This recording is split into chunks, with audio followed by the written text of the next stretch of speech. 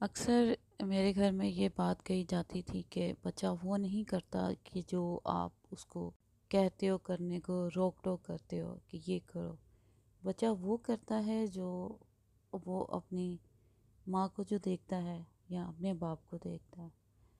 تو یہ بات کرنے کا میرا مقصد یہ ہے کہ میں کچن میں جب بھی کام کرتی ہوں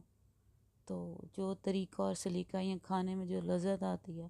تو میرے ماں کے ہاتھ میں بھی ویسی ہی تھی۔ اور پھر جب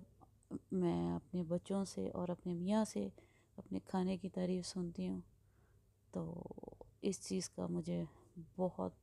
پراؤڈ فیل ہوتا ہے کہ یہ تو سارا کمال میری ماں کا ہے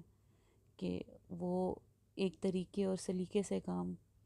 کرتی تھی اور میں اسے دیکھتی تھی کہ وہ کیسے کوئی چیز بناتی ہے۔